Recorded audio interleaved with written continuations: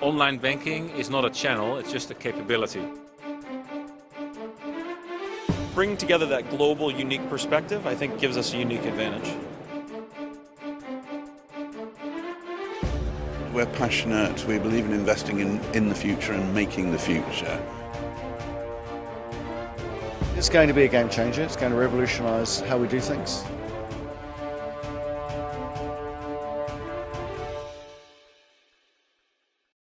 My name is Jacco de Jong and I'm the Managing Director at EssDocs.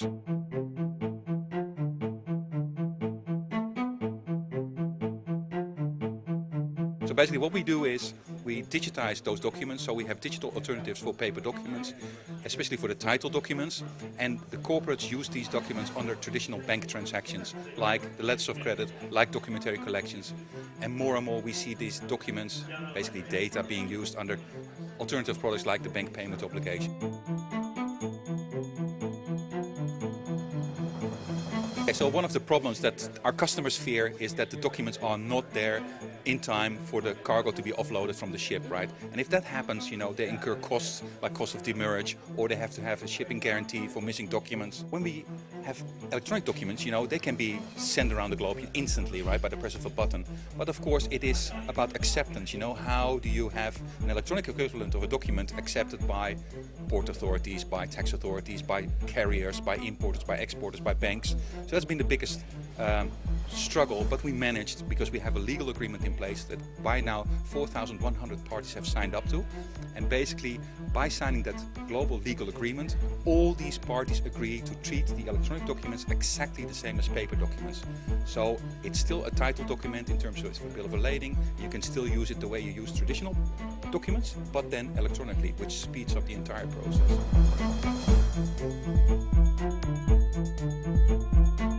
It's exclusive to us, right? So we have created that technology. It's technology, the technology is facilitating. Basically, it's more about the structure behind it, like this legal agreement, how do you sort of replace paper documents with electronic documents? So that's what we've done. Of course, we have a platform, and on the platform, we have corporate clients, we have carriers, we have chambers of commerce, we have banks, all using that same solution to be able to handle these documents.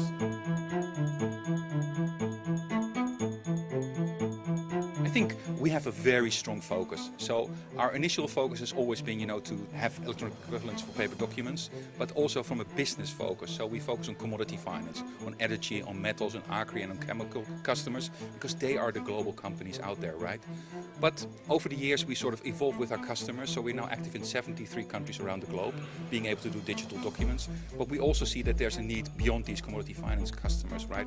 So we're now opening up to SME customers as well by providing them with document preparations tools that they can not just use for electronic documents, which is our key component, but also for traditional paper documents.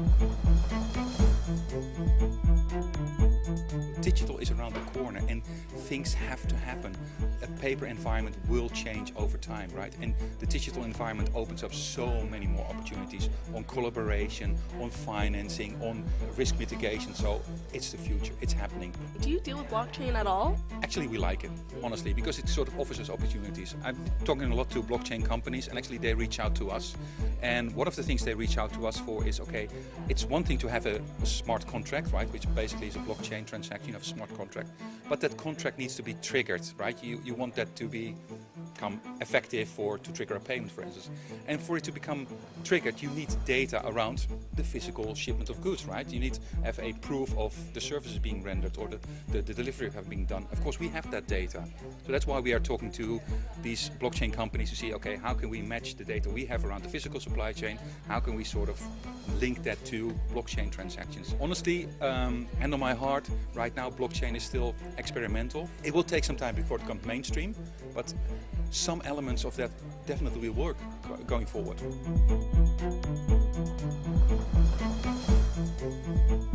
Our main goal is to enable the path to paperless trade, right?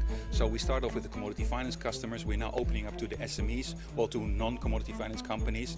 And I think our opportunity would be, to enable with one platform to have all transactions being done digitally and around the physical supply chain, and enable that to hook up to the financial supply chains, whether it be the traditional bank products like letters of credit and collections, whether it be bank payment obligations, whether it be blockchain transactions, just enable the digital future.